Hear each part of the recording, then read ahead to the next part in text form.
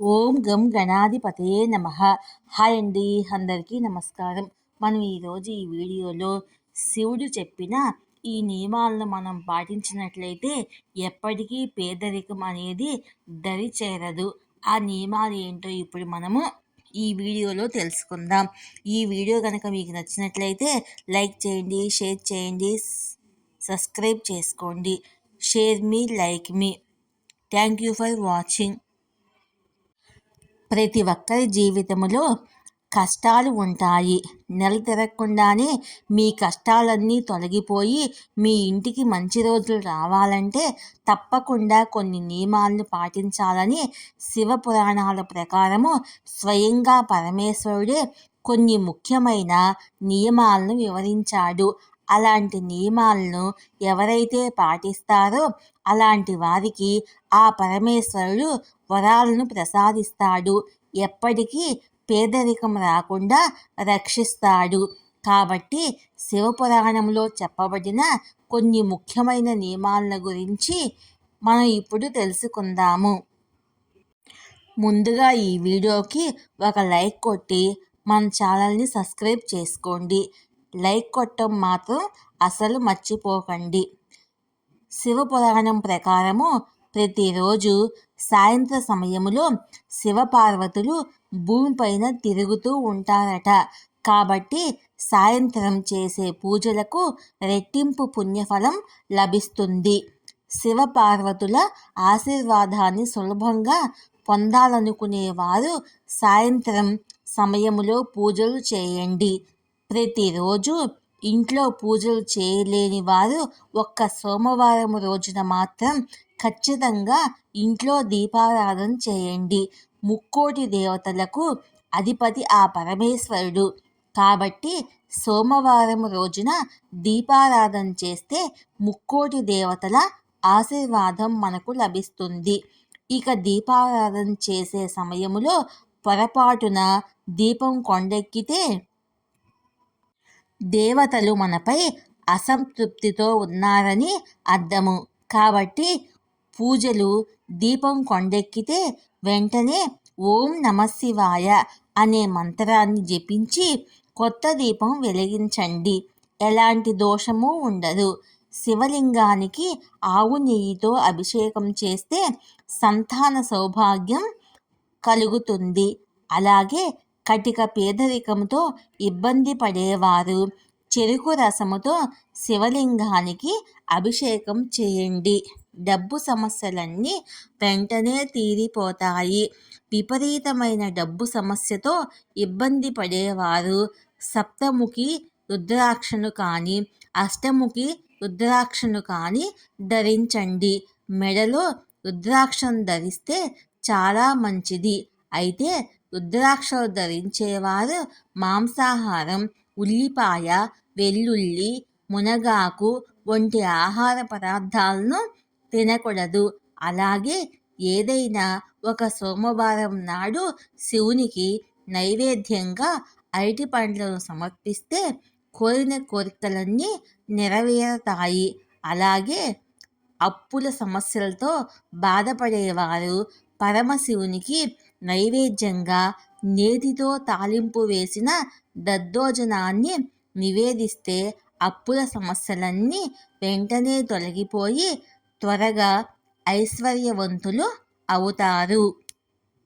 అలాగే ప్రతిరోజు ఉదయం స్నానం చేసి మీ పూజ గది ముందు కూర్చొని ఓం నమఃశివాయ అనే మంత్రాన్ని 108 సార్లు జపించండి.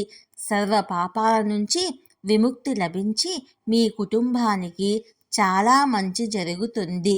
శుక్రవారము మరియు ఆదివారం రోజుల్లో కొత్త గాజులు కొంటే చాలా మంచిది. ఈ 2 రోజుల్లో పెళ్ళైన ఆడవారు కొత్త గాజులు వేసుకుంటే మీ భర్త ఆయుష్ పెరుగుతుంది. అలాగే మంగళవారము మరియు శనివారం రోజుల్లో ఆడవారు పొరపాటున కూడా గాజులు కొనకూడదు. ఒకవేళ కొంటే మాత్రం మీ భర్తకు కీడు సంభవిస్తుంది. శివాలయములో గర్భగుడిలోకి వెళ్ళేటప్పుడు పురుషులు చొక్కా ధరించకుండా శరీరం పైన కండువా కప్పుకొని శివుణ్ణి దర్శించుకోవాలి. అప్పుడు మాత్రమే పరమేశ్వరుని సంపూర్ణ అనుగ్రహం లభిస్తుంది. అలాగే శివలింగానికి అభిషేకం చేసేటప్పుడు శివలింగాన్ని మహిళలు తాకకూడదు. లక్ష్మీదేవి 5 ప్రాంతాల్లో నివాసం ఉంటుంది. అందులో తొలి స్థానము ఆడవారి పాపిట్లో లక్ష్మీదేవి నివసిస్తుంది.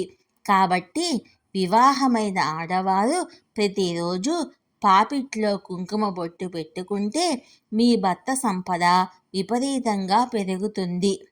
మీ ఇంటిపై లక్ష్మీ కటాక్షము ఎల్లవేళలా ఉంటుంది. గన్నేరు పూలతో శివుణ్ణి పూజిస్తే 1000 జిల్లుడు పూలతో పూజించిన పుణ్యఫలం లభిస్తుంది. ముఖ్యంగా డబ్బు కావాలనుకునేవారు గన్నేరు పూలతో శివుణ్ణి పూజించండి. మీ ఇంట్లోకి పుష్కలంగా డబ్బు వచ్చి చేరుతుంది. అలాగే ఇంట్లో దీపారాధన చేసే సమయంలో దేవునికి నైవేద్యంగా ఒక చిన్న బెల్లం ముక్కను సమర్పించిన మీ పూజలకు రెట్టింపు పుణ్యఫలం లభిస్తుంది. వివాహానికి అడ్డంకులు ఏర్పడుతున్న వారు ప్రతిరోజు ఒక శక్తివంతమైన మంత్రాన్ని చదవండి. ఆ మంత్రం ఏమిటంటే ఓం సృష్టికర్త మం వివాహ కురుకురు స్వాహ. ఈ మంత్రాన్ని ప్రతిరోజు చదివితే మంచి సంబంధం కుదురుతుంది. ఇంటి గడపని లక్ష్మీదేవి స్వరూపంగా భావిస్తారు. కాబట్టి ప్రతి శుక్రవారం రోజున ఇంటి గడపలకు పసుపు రాసి కుంకుమ బొట్టు పెట్టుకోవాలి. ఇలా ఎవరైతే చేస్తారో అలాంటి ఇళ్లల్లో లక్ష్మీదేవి తాండవిస్తుంది. అలాగే ప్రతి శుక్రవారము తులసి కోటలో దీపం వెలిగించి తులసి చుట్టూ 5 ప్రదక్షిణలు చేస్తే లక్ష్మీదేవి ఆశీర్వాదముతో మీ ఇల్లంతా కాసుల వర్షంతో కురుస్తుంది. వాస్తు ప్రకారము ఇంట్లో భోజనం చేసే సమయములో ఉత్తరముఖంగా కూర్చొని ఆహారం తింటే మీ ఇంటి ఆదాయము పెరుగుతుంది. వారములో ఒక్కసారైనా సరే స్నానం చేసే నీటిలో కొంచెం రాళ్ళ ఉప్పు వేసి స్నానం చేయండి.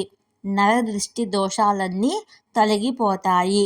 మీ ఇంట్లో ఎప్పుడైనా నల్ల చీమలు కనిపిస్తే మీ ఇంటికి మంచి జరగబోతుందని భావించాలి. కాబట్టి ఇంట్లో నల్ల చీమలు కనిపిస్తే వెంటనే వాటికి పంచదారను వేయండి. రావి చెట్టులో విష్ణుదేవుడు కొలువై ఉంటాడు. కాబట్టి ఏదైనా ఒక శనివారం రోజున రావి చెట్టు కింద దీపం వెలిగించి రావి చెట్టుకు 5 ప్రదక్షిణాలు చేస్తే జన్మల అదృష్టం కలుగుతుంది. ఆకస్మిక ధనలాభం సిద్ధిస్తుంది. ప్రతిరోజు రాత్రి నిద్రపోయే ముందు ఇల్లంతా ధూపం వేయండి. ఇంట్లో ఉన్న దుష్టశక్తులన్నీ బయటకు వెళ్ళిపోతాయి. ఇంటిలోకి పాజిటివ్ ఎనర్జీ ప్రవేశిస్తుంది. తద్వారా కుటుంబంలో కష్టాలు ఏర్పడకుండా ఉంటాయి. అలాగే ఇంట్లో దీపారాధన చేసేటప్పుడు నువ్వుల నూనెలో కొంచెం ఆవు నీతిని కలిపి శివుని పటం ముందు దీపం వెలిగిస్తే మీ కుటుంబానికి సకల సంపదలు చేకూరతాయి.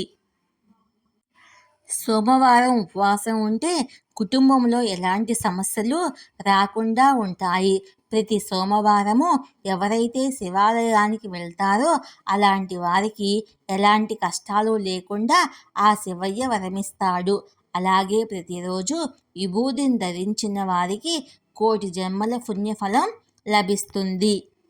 శివుడిని పూజించే సమయంలో పొరపాటున కూడా తులసి దళాలను ఉపయోగించకూడదు.